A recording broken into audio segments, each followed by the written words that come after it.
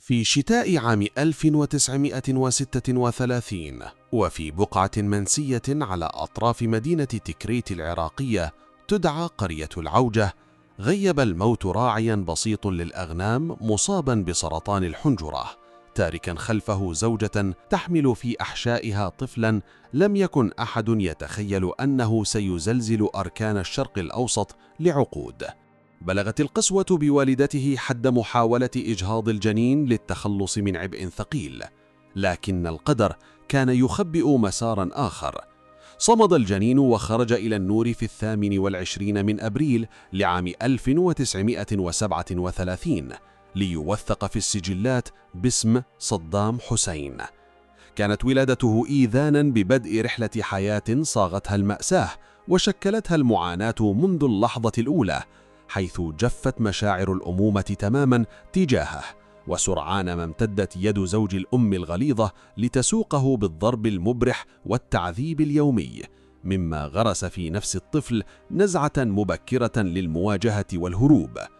لم يجد الصغير سبيلا للنجاة سوى الفرار، متوجها صوب العاصمة بغداد ليرتمي في أحضان خاله خير الله طلفاح، الرجل الذي لم يكن مجرد قريب، بل كان بمثابة العقل المدبر والموجه الفكري الذي أعاد تشكيل وعي الفتى الصغير وزرع في عقله بذور السياسة والطموح وسيكولوجية القوة الإقصائية. وسط هذه الأجواء المشحونة في بغداد، بدأ اليافع دراسة القانون والتحق بالتعليم الثانوي، لكن قلبه كان معلقا بطبيعة الصراع في الشارع، بينما ظلت الجذور العائلية في تكريت محفورة في ذهنه كعصبة الدم التي سيستخدمها لاحقا لفرض سيطرته المطلقة على مقدرات العراق حين يبتسم له الحظ وتفتح له أبواب الحكم.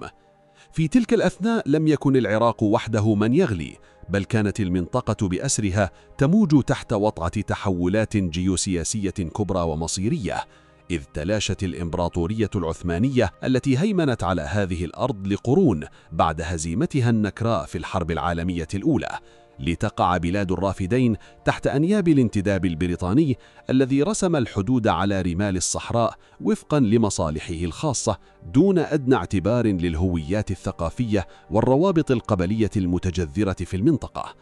نال العراق استقلالا اسميا منقوصا تحت راية الحكم الملكي في عام 1932، لكن الثروة الحقيقية المتمثلة في حقول النفط الشاسعة بقيت رهينة في أيدي الشركات البريطانية، وهو الأمر الذي فجر غضبا شعبيا عارما دفع حركات سياسية سرية للبحث عن مخرج، وتحديدا مع اندلاع الحرب العالمية الثانية، حيث تآمرت قوى محلية مع النازيين للتخلص من القيود البريطانية، مما خلق بيئة خصبة لظهور تنظيمات عقائدية راديكالية سرعان ما فتحت ذراعيها للشاب التكريتي الطموح لتبدأ فصول لعبة الدم. بزغ في سوريا عام 1947 تيار سياسي جديد يحمل اسم حزب البعث العربي الاشتراكي، معتمداً على ركيزتين أساسيتين: القومية العربية الشاملة والمناهضة الشرسة للإمبريالية. وسرعان ما امتدت أفكاره عبر الحدود لتجد لها موطئ قدم في العراق بحلول عام 1951. حظي عبا التيار باهتمام عائلة صدام، حيث كان خاله خير الله طلفاح من الرعيل الأول المنضمين إليه، مما مهد الطريق للفتى ذي 20 عاماً لينخرط رسمياً في صفوف الحزب عام 1957، في وقت لم يكن فيه البعث سوى حركة نخبوية صغيرة لا يتجاوز أعضاؤها بضع مئات في بغداد. كانت البلاد وقتها تغلي على صفيح ساخن نتيجة الفساد السياسي المتفشي وضياع كفاءة الملك فيصل الثاني ورجال بلاطه، بينما كانت عيون النخب العسكرية العراقية تتطلع بإعجاب صوب القاهرة، حيث أطاح الضباط الأحرار بالملك فاروق وأنهوا النفوذ البريطاني حول قناة السويس. لم يتأخر الصدى العراقي كثيراً، ففي صبيحة 14 من يوليو لعام 1958 قاد العسكريان عبد الكريم قاسم وعبد السلام عارف انقلاباً دموياً واقتحموا القصور الملكية، حيث أبيد الملك وعائلته في غضون ساعات قليلة، ليعلن قاسم قيام الجمهورية العراقية الجديدة على أنقاض العرش المنهار. وجد حزب البعث نفسه فجأة شريكاً في تشكيل الملامح الأولى للنظام الجديد، مستغلاً علاقاته بالضباط، مما وضع الشاب المغمور صدام حسين على حافة السياسة العليا للبلاد. لكن التحالف الجديد كان مبنياً على رمال متحركة. سرعان ما انهار التوافق الجمهوري، واشتعلت حرب تصفيات حسابات بين التيارات المختلفة، وبرز الحزب الشيوعي العراقي كخصم لدود للبعثيين. وتفاقمت الأزمة عندما رفض عبد الكريم قاسم الانضمام إلى مشروع الوحدة العربية مع مصر وسوريا، مفضلاً الانكفاء على الهوية الوطنية العراقية. هذا الرفض أثار جنون قادة البعث الذين رأوا في قاسم خائناً للمشروع القومي، وصدر القرار السري الحاسم من قيادة الحزب: يجب تصفية رأس النظام فوراً وبأي ثمن. ووقع الاختيار على الشاب التكريتي المندفع ليكون ضمن فرقة الاغتيال الموكلة بتنفيذ المهمة. وفي 7 أكتوبر عام 1959، بينما كانت سيارة عبد الكريم قاسم تمر في شارع الرشيد النابض بالحياة وسط بغداد، انطلقت رصاصات الغدر. لكن الرعب والارتباك بدد الخطة المرسومة بدقة، لينجو قاسم بأعجوبة رغم إصابته برصاصتين، وتبدأ مطاردة هوليودية في أزقة بغداد سقطت فيها الأقنعة وتغيرت معها مصائر الرجال. أصيب صدام برصاصة في ساقه أطلقها حرس عبد الكريم قاسم، لكنه تمكن من الفرار عبر دروب سرية قادته إلى سوريا، ومنها إلى العاصمة المصرية القاهرة، حيث واصل دراسة القانون سورياً في جامعتها دون أن ينال شهادتها، منتظراً خلف الستار اللحظة المناسبة للثأر. بينما كان يعيش في منفاه، شهد عام 1963 زلزالين سياسيين متتاليين أعاد ترتيب خارطة القوة. ففي سوريا استولى جناح الحزب العسكري على السلطة تمهيداً لصعود حافظ الأسد لاحقاً، وقبل ذلك بأسابيع انقض البعثيون في العراق على نظام عبد الكريم قاسم في انقلاب دموي عرف بثورة رمضان، ليعدموا قاسم على الهواء مباشرة. عاد صدام على عجل ليتنفس الصعداء في بغداد، لكن الفرحة لم تدم سوى 9 أشهر، إذ انقلب العسكري عبد السلام عارف على حلفائه البعثيين وطهر الحكومة منهم، مما دفع الشاب التكريتي للاختباء وممارسة العمل السري المسلح، حتى ألقي القبض عليه عام 1964 بتهمة التآمر لقتل رئيس الدولة والانتماء لحزب محظور. أمضى خلف القضبان عامين وضع خلالهما خططاً بديلة، وفي عام 1966 نجح في تنفيذ هروب درامي من السجن، لتبدأ مرحلة الصعود الحقيقي للرجل الذي شارف على 30، حيث عين قائداً إقليمياً للحزب نظراً لقدراته التنظيمية الفائقة في ضبط الخلايا السرية وحل النزاعات الفكرية الداخلية بشأن العلاقة مع المعسكر السوفيتي. بالتوازي مع هذا الحراك كان يبني عصبته العائلية، وتزوج عام 1963 من ابنة خاله ساجدة طلفاح في زواج مدبر أثمر عن ولادة عدي وقصي و3 بنات، مشكلا نواة العائلة التي ستحكم البلاد بالنار لاحقا. بدأت موازين القوة تترنح في الشرق الأوسط عقب هزيمة العرب النكراء في حرب عام 1967، وتزايدت الضغوط على النظام الجمهوري في العراق لتقاربه مع واشنطن، مما منح البعثيين الذريعة الذهبية للتحرك والانقضاض على السلطة في 17 من يوليو لعام 1968 عبر انقلاب أبيض أطاح بالنظام القائم. أعلنت حكومة جديدة برئاسة أحمد حسن البكر، ولأن الولاء القبلي كان هو العملة الأقوى جرى تعيين ابن عمه صدام حسين نائبا لرئيس الجمهورية ليتولى بنفسه أبشع مهمة تضمن بقاء النظام، تصفية وتطهير الحزب والدولة من أي صوت يعارض التوجهات الجديدة، لتبدأ عشرية الصعود الصامت نحو العرش المطلق. على مدار عقد كامل تحول نائب الرئيس إلى العقل المدبر والمدير الفعلي لجميع ملفات الدولة العراقية، مستغلاً بذكاء مفرط الطفرة النفطية الهائلة التي جعلت البلاد واحدة من أغنى دول المنطقة وأكثرها رفاهية. أدرك صدام أن السيطرة على القرار السياسي تمر عبر السيطرة على الثروة، فخاض معركة شرسة لتأميم شركات النفط الأجنبية البريطانية والأمريكية الممتدة منذ حقبة الاحتلال، وجاءت حرب أكتوبر عام 1973 لتمنحه السلاح الأمثل، حيث قادت الدول العربية حظرا نفطيا على الغرب لدعمه إسرائيل، مما تسبب في قفزة جنونية للأسعار بنسبة بلغت 300%، لتتدفق مليارات الدولارات فجأة إلى الخزينة العراقية. استغل الرجل هذه الأموال لبناء مجد شخصي وقبول شعبي واسع، فأطلق حملة وطنية شاملة لمحو الأمية، وأسس نظام رعاية صحية مجانيا ومتطورا، وحدث البنية التحتية والقطاع الزراعي بالمكننة الحديثة لتنويع الاقتصاد. لكن هذا الوجه التنموي كان يخفي خلفه قبضة أمنية تزداد قسوة يوما بعد يوم.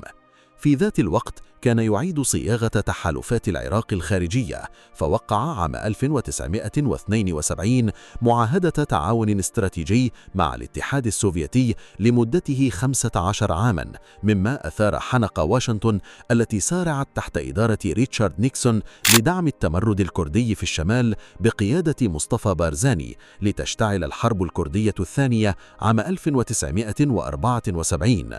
لم يتردد النائب القوي في استخدام الدبلوماسية القاسية لإنهاء التهديد، فتوجه إلى الجزائر عام 1975 ووقع اتفاقية تاريخية مع شاه إيران تنازل بموجبها عن جزء من شط العرب مقابل وقف طهران دعمها اللوجستي للأكراد، مما أدى لانهيار التمرد الكردي فوراً وعودة الشمال لسيطرة بغداد. بحلول أواخر السبعينيات شعر رئيس الدولة أحمد حسن البكر بخطورة النائب الذي رقي لرتبة جنرال وبات يسيطر على كل مفاصل الجيش والأمن، فحاول البكر القيام بمناورة أخيرة لحماية نفسه عبر التخطيط لوحدة سياسية مع سوريا بقيادة حافظ الأسد، وهو المشروع الذي كان يعني إقصاء صدام نهائيا عن وراثة العرش، ليدق ناقوس الخطر ويعلن بدء المعركة الكبرى خلف الكواليس. لم ينتظر صدام اكتمال خيوط المؤامرة السورية، وفي 16 من يوليو لعام 1979 مدعوما بقادة الجيش والأجهزة الأمنية، أجبر ابن عمه الرئيس أحمد حسن البكر على التنحي بذريعة الأسباب الصحية، ليتولى في نفس اليوم منصب رئيس الجمهورية وقائد القوات المسلحة ورئيس مجلس قيادة الثورة. دخل الدكتاتور الجديد القصر وبدأ عهده بمسرحية دموية مرعبة لم يشهد التاريخ الحديث لها مثيلاً، فبعد 6 أيام فقط من توليه السلطة، وتحديداً في 22 من يوليو، جمع كبار مسؤولي الدولة والحزب في قاعة الخلد ببغداد، واعتلى المنصة والسيجار في فمه ليعلن ببرود عن كشف مؤامرة وخيانة داخلية مدعومة من دمشق لقضم النظام.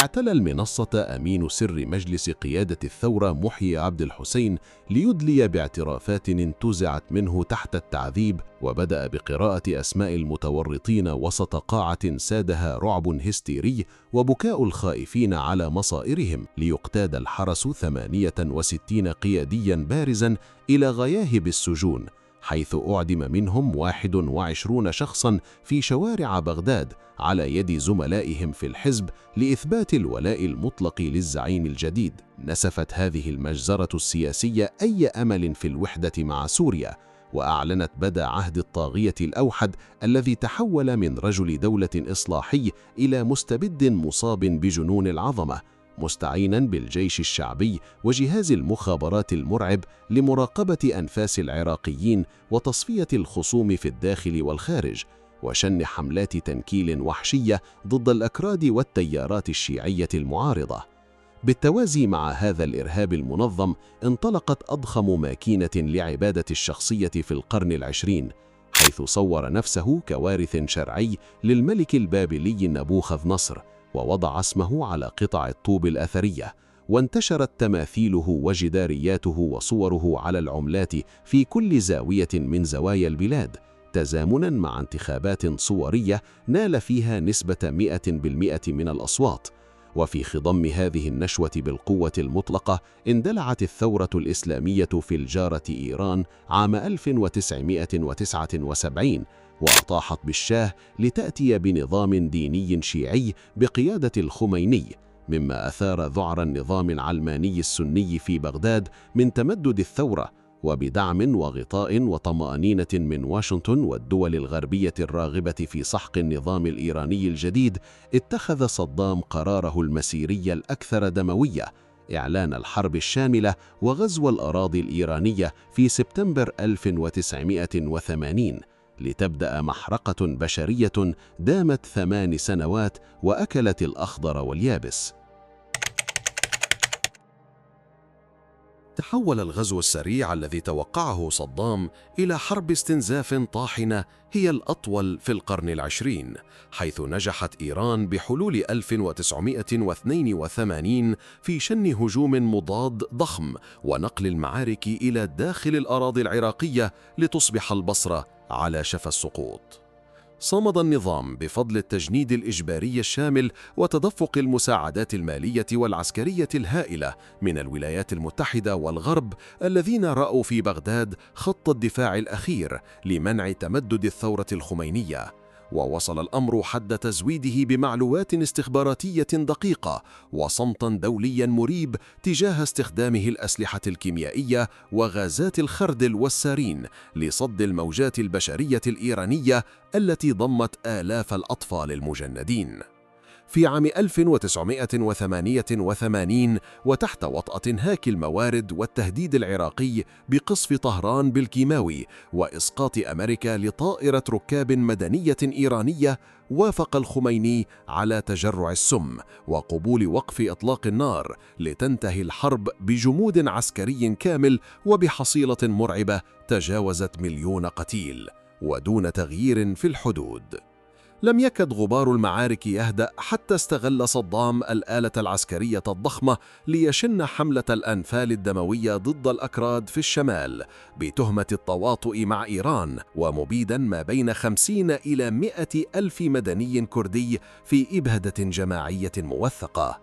وجد الدكتاتور نفسه بعد الحرب مثقلا بديون فلكية جراء تمويل المجهود العسكري، وتحديدا لجارتيه الكويت والسعودية، وفي ظل رفض الكويت إلغاء تلك الديون وإصرارها على زيادة إنتاج النفط، مما أدى لخفض الأسعار عالمياً وتدمير الاقتصاد العراقي المتهالك، اتخذ صدام قراراً انتحارياً جديداً.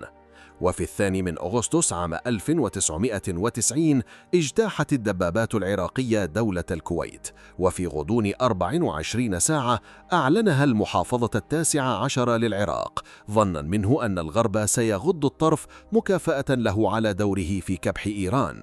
كان الحساب خاطئا وقاتلا، إذ اتحد العالم ضده بزعامة واشنطن عقب انهيار المعسكر السوفيتي، وفرض حصار اقتصادي خانق شل البلاد، لتنطلق عملية عاصفة الصحراء في يناير 1991 التي سحقت الجيش العراقي وطردته من الكويت في غضون أسابيع. وقبل انسحابه أمر بحرق أكثر من 600 بئر نفطي كويتي، مسببا كارثة بيئية غطت سماء المنطقة بالدخان الأسود لشهور، في وقت قرر فيه الرئيس الأمريكي بوش الأب التوقف عند الحدود وعدم إسقاط النظام خوفا من الفوضى، تاركا العراق ينزف تحت وطأة عقوبات دولية دمرت حياة المواطن البسيط لثني النظام عن طموحه النووي والبيولوجي.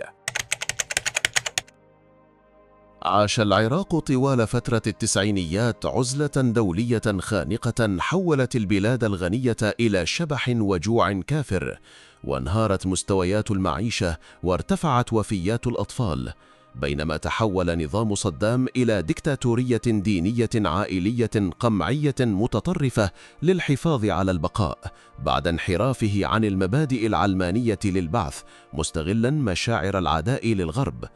وتعاظم نفوذ ابنيه عدي وقصي، حيث قاد قصي عمليات تجفيف الأهوار الجنوبي لإبادة البيئة الحاضنة للانتفاضة الشيعية، بينما تحول الابن الأكبر عدي إلى سادي ومجرم سايكوباتي عاث في بغداد فسادا واعتداء وتعذيبا حتى للاعبي كرة القدم، في وقت انشغل فيه الأب في سنواته الأخيرة بكتابة روايات وقصائد رمزية مثل زبيبة والملك للحديث عن صموده ضد المؤامرات الغربية. جاءت أحداث 11 من سبتمبر لعام 2001 لتعيد ترتيب حسابات واشنطن، واستغلت إدارة جورج بوش الابن الذريعة لتطلق الحرب على الإرهاب، وموجهة اتهامات كاذبة لصدام بامتلاك أسلحة دمار شامل وعلاقات وثيقة بتنظيم القاعدة رغم غياب الأدلة. وفي مارس من عام 2003 انطلق الغزو الأمريكي البريطاني تحت مسمى الصدمة والترويع، وخلال 3 أسابيع انهار الجيش العراقي تماما، واقتحمت القوات بغداد في 9 من أبريل لتسقط التماثيل الشهيرة ويفر الطاغية وعائلته صوب الشمال. تعقب الحرس الأمريكي العائلة، وقتل عدي وقصي في اشتباك مسلح بالموصل في يوليو، وظل الأب متواريا عن الأنظار طوال نصف عام حتى وقع في قبضة عملية الفجر الأحمر في 13 من ديسمبر لعام 2003، حيث سحب الزعيم المخلوع بملامح شعفاء ولحية كثة من حفرة ضيقة وعميقة تحت الأرض بالقرب من مسقط رأسه تكريت. سيق الزعيم المخلوع إلى السجن وأحيل إلى المحكمة الجنائية العراقية العليا، ورغم رفضه الاعتراف بشرعية المحكمة متهما إياها بالتبعية للاحتلال، صدر الحكم الحاسم في 6 من نوفمبر لعام 2006 بإدانته بارتكاب جرائم ضد الإنسانية والحكم عليه بالإعدام شنقا. وفي فجر 30 من ديسمبر لعام 2006 المصادف لأول أيام عيد الأضحى، نفذ حكم الإعدام بحق صدام حسين في بغداد ودفن في تكريت، ليسدل الستار على حياة واحد من أبشع ديكتاتوري القرن العشرين، تاركا خلفه بلدا ممزقا غارقا في أتون حرب أهلية وفوضى سياسية عارمة وصراعات طائفية لا تزال تحرق الرماد حتى يومنا هذا.